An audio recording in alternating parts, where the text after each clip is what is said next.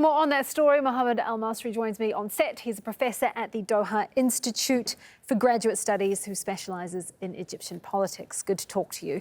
From the discussions we've had so far, it seems Mubarak's legacy will really depend on who it is you're talking to and with what lens they view his rule. What's your take?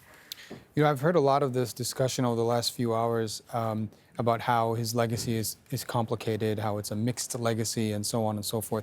I actually am of the view that it's not terribly complicated. I think when the books are written, when the history books are written, and the political science literature is complete on Hosni Mubarak, whenever that is, it's going to be very clear that he was an autocratic ruler. He was highly repressive. He imprisoned opponents. He banned political parties. He used the emergency law for 30 consecutive years.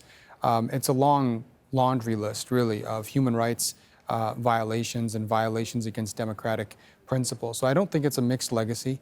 I think that in many ways his legacy lives on in the form of this super authoritarianism of Abdel Fattah al-Sisi, the current Egyptian president. Abdel Fattah al-Sisi essentially inherited the Mubarak deep state, the police apparatus, the Amn al-Dawla, the security apparatus, obviously the involvement of the military in politics and in business and economics, and a long list of other things. So in many ways, Mubarak's rule continues to live on, and that's part of his legacy.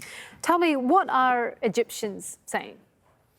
Well, it does kind of depend on who you're asking. We have to remember a couple of things. First of all, there are Egyptians, to be fair and honest about this, there are Egyptians who like Mubarak, who are fans of Mubarak.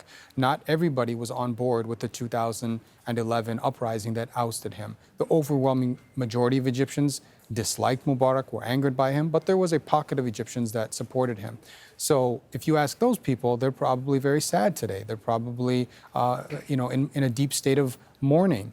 I think the overwhelming majority of Egyptians, however, are of the mind that, they're probably being respectful on a day when he just passed away, but they're not missing the days of Mubarak at all. And to the extent that they are missing the days of Mubarak, it's only because the current period, the Abdel Fattah al-Sisi period, is actually worse, is actually more repressive, more authoritarian.